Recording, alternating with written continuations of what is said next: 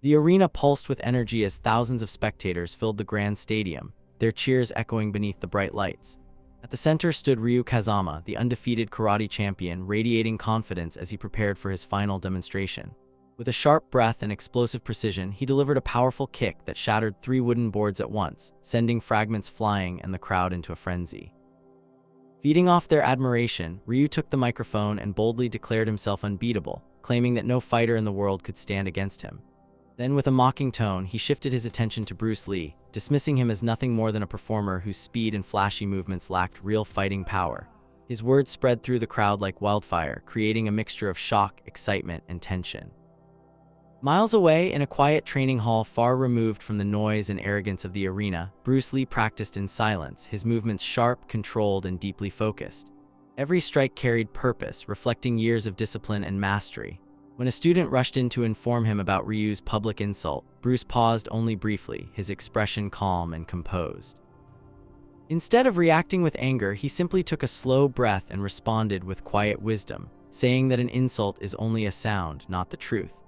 His reaction revealed a deeper strength, one rooted not in ego or pride, but in understanding, self-control, and the philosophy that true martial arts is about mastering oneself rather than defeating others. News of the challenge spread rapidly across the martial arts world, sparking heated debates among fighters, students, and fans alike. Some believed Ryu's confidence was justified, pointing to his undefeated record and overwhelming power, while others saw his words as arrogance that disrespected the spirit of martial arts. Meanwhile, Bruce continued his training without change, as if the outside world held no influence over his path. Yet beneath his calm exterior, there was a quiet awareness that the situation would not fade on its own. Eventually, an official invitation arrived, proposing a public match between the two fighters. After a moment of reflection, Bruce accepted, not out of pride, but to demonstrate the essence of martial arts beyond ego and spectacle. The day of the match arrived with immense anticipation. The arena once again filled to capacity as people gathered to witness what many believed would be a historic clash. Ryu entered first, confident and energized by the roaring crowd, his presence commanding attention as always. Moments later, Bruce Lee stepped into the arena, calm and composed, his quiet demeanor contrasting sharply with Ryu's intensity. As they faced each other, the difference in their philosophies became clear, one driven by dominance and recognition, the other by discipline and understanding. When the fight began, Ryu attacked with powerful, aggressive strikes, each movement fueled by his desire to prove superiority.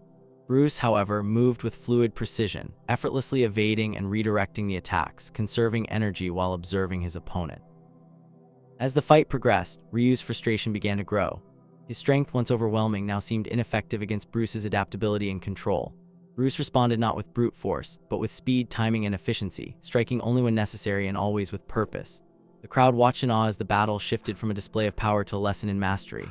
In a decisive moment, Bruce countered one of Ryu's attacks with a perfectly timed strike, bringing the fight to an end. The arena fell silent, stunned by what they had witnessed.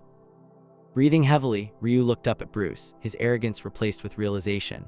For the first time, he understood that true strength was not measured by victories or displays of power, but by control, discipline, and humility.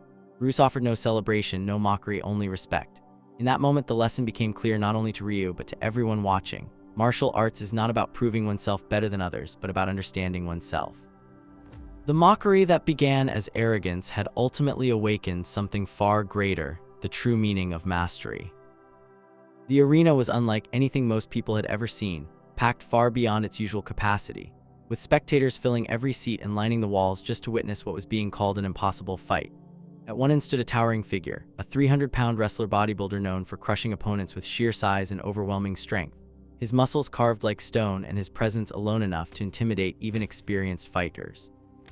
Across from him stood Bruce Lee, calm, focused, and almost weightless in comparison, his lean physique offering no sign of fear or hesitation.